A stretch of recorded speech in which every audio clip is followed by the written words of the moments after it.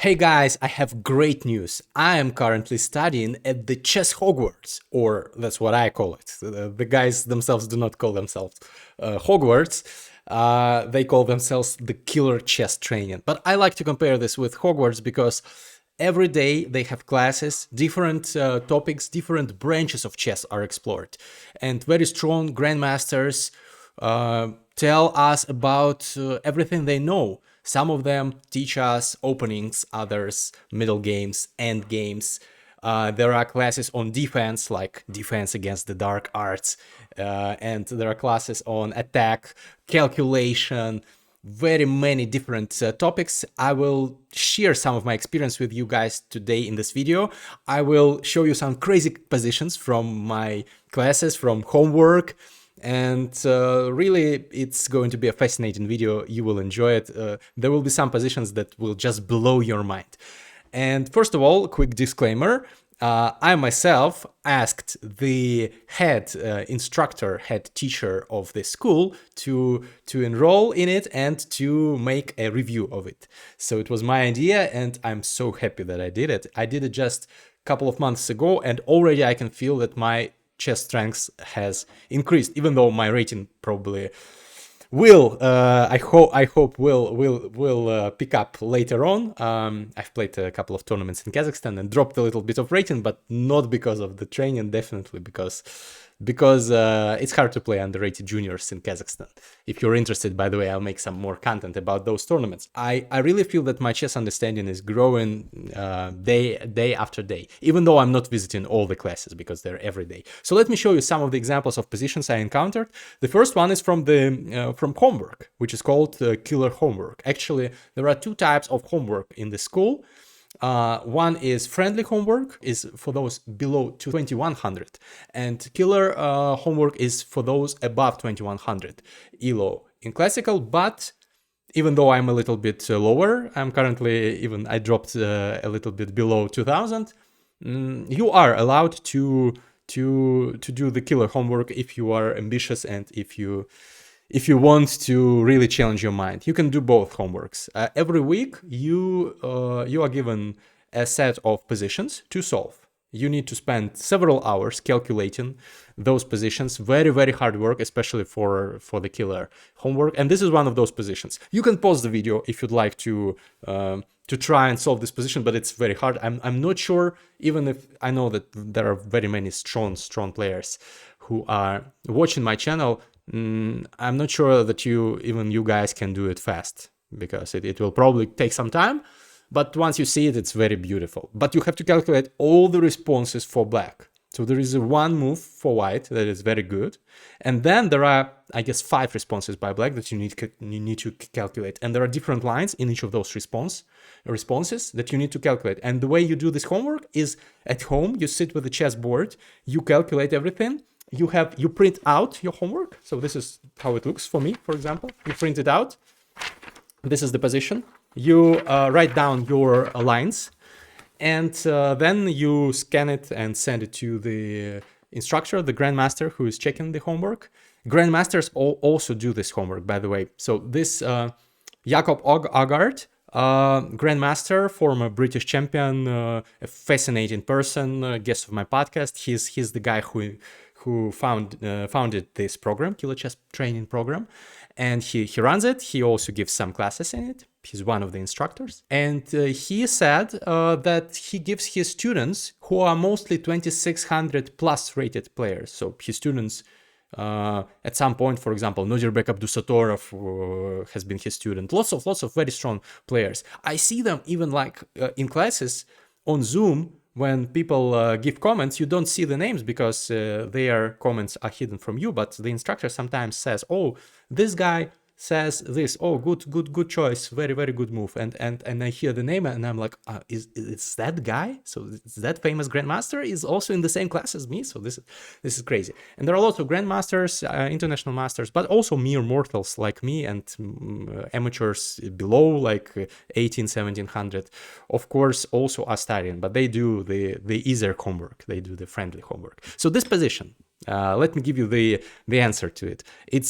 It's fascinating. So the idea, when you look at this position, you see that this bishop on f4 is very, very strong, and that the king has some problems here for black. So this bishop is restricting movement by the king. So immediately you see that there is, well, if you are me, you see that there is an idea of bishop a6. And for example, let's say if we go bishop a6, if black takes, queen a8 would be checkmate. Of course, that would be easy. But the problem is that if you go bishop a6 here, your queen will just get taken and you don't deliver a checkmate. Then you see that, yes, of course, there is this idea of queen taking queen, but then knight takes and there is nothing too special about it. Then, if you are me, you think for several minutes, you try different ideas. You try going maybe with the knight to b5, to go knight a7, and that would be also a checkmate. So for example, knight b5, if queen takes, then this is also a checkmate, beautiful checkmate, knight and bishop together. But of course, after knight b5, black can take the knight, for example, right? And there is, I don't see anything too special about it. So then you come up with the right move.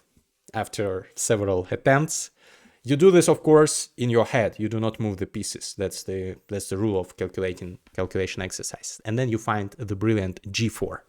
That's the correct move. Of course, during solving the position, you don't know this. And I was pretty sure that I solved it, but sometimes I solve the position. I know that, like, okay, sounds like it's a good decision. Yes, probably I calculated everything. And then once I get feedback on my homework from the grandmaster who checks it, I understand that I have missed an obvious response by black, and I'm actually not winning, and the right move is a different one. But here I managed to solve the position. So here, after g4, there are several moves that you need to calculate. Queen takes g4, knight takes g4, bishop takes g4, and then queen retreating moves like queen g6. Probably that's all. Let me check. Yes, I think that's all. So what happens if black takes with the bishop? Then this is a deflection tactic. The bishop was needed here. So after bishop takes g4, queen c6 check is a brilliant combination. Black has to take with the pawn, and now bishop a6 is a checkmate. Beautiful checkmate with two bishops. But that's just one line. Bishop takes g4.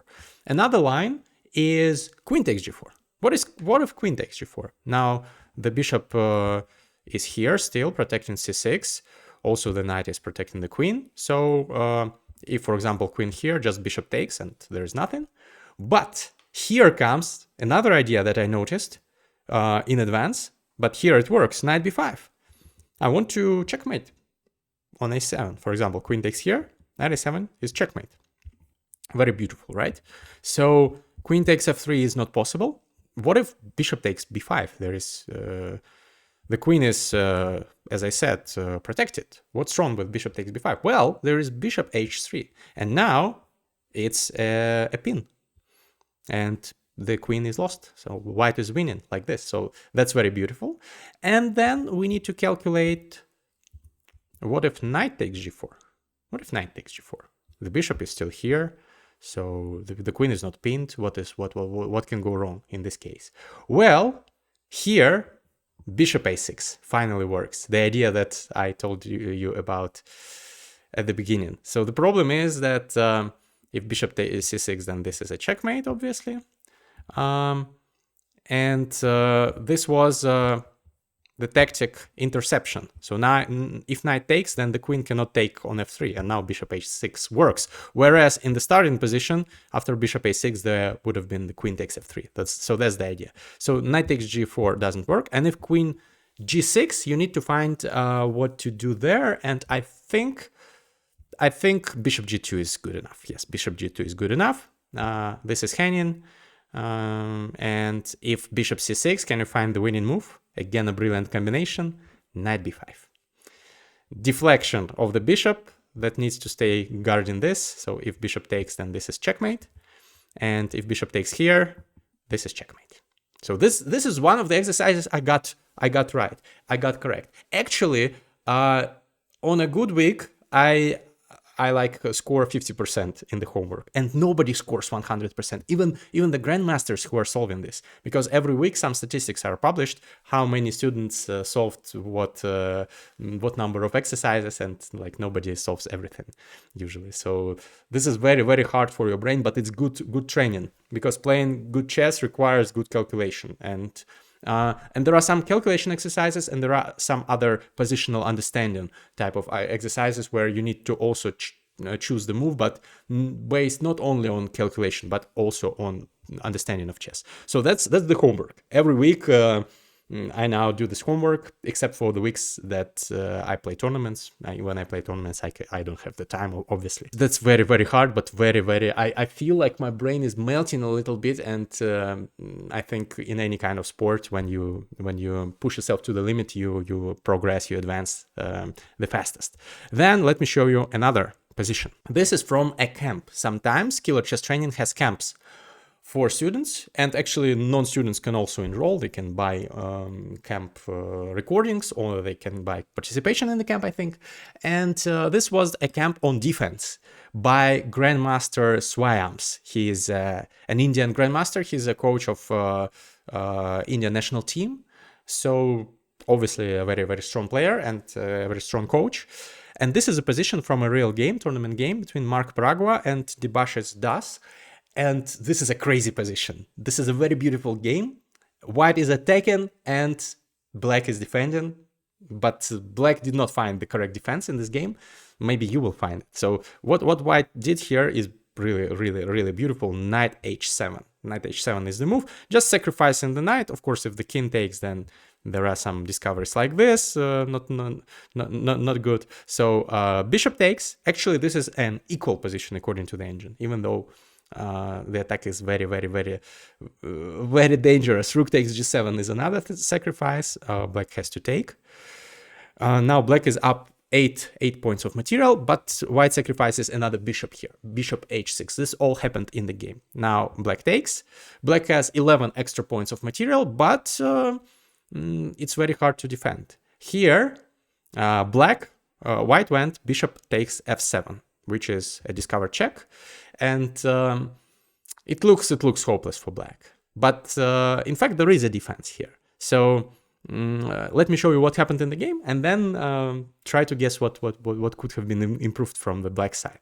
So in the game, black went king g7, obviously sidestepping from the check. Now rook g1 check, and in the game black went here and got mated very fast. So queen h6, then king here, queen here, king here, here, and there was a checkmate in like several moves after this. You can check out the rest of the game online if you want. But that's not how it could have ended. Let me show you another alternative here. After rook g1 check, there was a better move for black, a move that actually gives black an advantage. Let me show you the evil bar. It's -1, so some advantage for black. Maybe not winning, but very significant advantage. What could have been done by black here?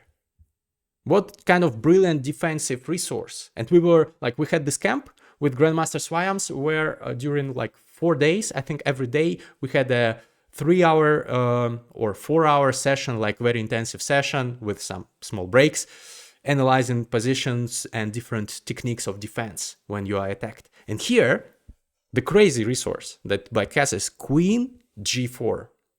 I did not find this move, honestly, when during the class. I was amazed, I was astounded when I saw it. So the queen can get taken many different ways, but the idea is that the queen used to be on d7, and now the king can run to d7 if there's no queen, and you still have extra material, so it's okay. So queen g4, rook takes g4, king takes bishop, here check, and if, for example, like rook e4 check, you go king d7, and actually black is better because black has a rook and a bishop and a knight for a queen, and there is no checkmate. So this is crazy, but that's not all. That's not all in this position. So queen g4 blocking this check, sacrificing the queen. for nothing, not for just for even a pawn, just sacrificing straight up, sacrificing a queen, is better for black. Because of this, in this position, bishop takes f7, discard check, like what happened in the game, and rook g1 is not the best. There was a better move order for white. First to go rook g1, cutting the black king, and now bishop takes f7 with the discard check is a forced threat that you need to do something about. What's the best move for black here? Again, queen g4. Like, you can take this queen 1, 2, 3, 4 in 4 different ways, and none of them are good enough for an advantage. The best white can do is take with the bishop, and then go like this, discover check, and then bishop g6, takes, and it's around equal according to the engine. Yeah, it's actually equal. The engine finds some move repetition here. So this is an incredible position that I just loved and wanted to share with you. Sometimes when you need when you are defending, you need to find some crazy resource, some crazy tactical resource. You don't need to just like hold and try to protect from the punches, not thinking about something aggressive. You need to defend. And actually there were sometimes instances when we solved exercises when you needed to counterattack instead of just defending. And there were exercises from Tal's games, and I'm very proud that I managed to find the right moves to combat Mikhail Tal's famous Soviet grandmaster and world champion, to combat his attacks, crazy attacks, and I managed to refute some of his attacks when during those classes. So I'm very proud of that. So that's another thing I wanted to share with you. Those camps are really interesting. Another thing that we do is playing positions, simuls. Simuls, that means that grandmaster is playing against several people at the same time, like 10, 15 sometimes. It all happens online. And I think recently it's been every week such a simul. Usually we play against Grandmaster Sabino Brunello, strong grandmaster from Italy, member of the national team of Italy, and one of the coaches at the academy, Killer Chess Training. And this was the position that we had. We don't play from the starting position, like starting chess position, but we are given some position that we need to try and convert. This is a little bit better for white, actually, maybe even significantly better. According to the engine, it is plus one for white, but you need to prove it. Actually, this was the position, this was the starting position, and white is to move. And Grandmaster Brunello has 45 minutes, and all the participants of the simul also have 45 minutes, but he's playing like 10 games at the same time, so he needs to move fast, and he's playing defending a worse position. So in this position, I decided to take, which is the best move, queen takes, and here I started calculating, and I calculated for a long time, and I was calculating rook c5 actually, which is the best move, but I didn't like queen f4, g3, queen h6, that's the top engine line, by the way. I calculated this all in my head, and I didn't find anything of particular like strength, in my opinion.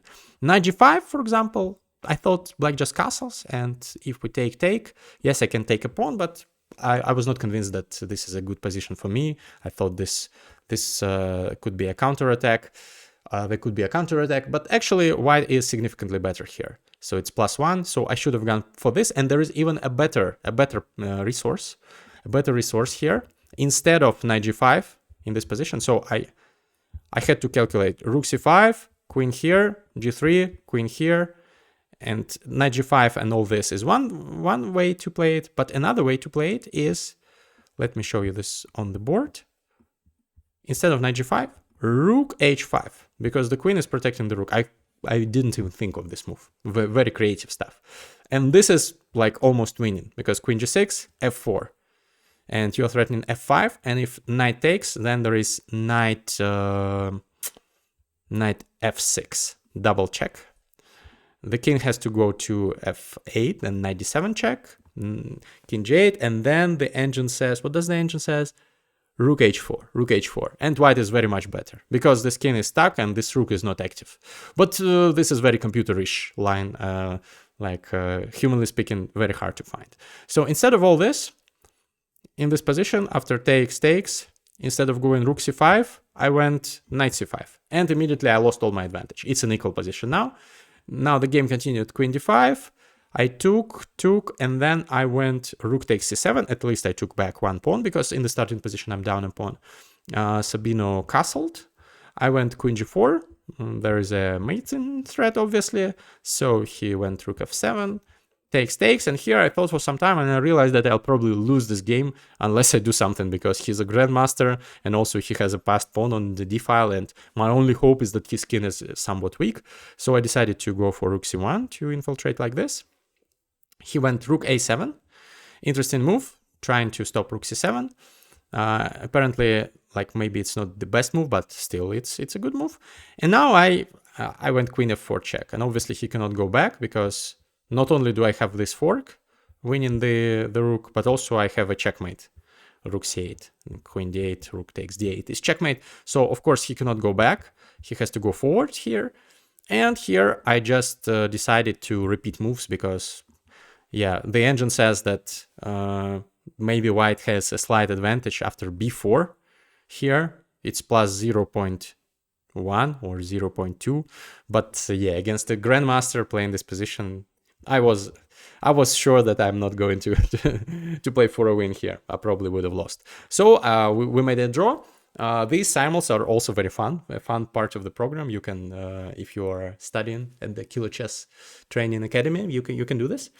And also there are lots of other stuff, other courses, classes. I'm not going to show you everything, but let me just give some honorable mentions.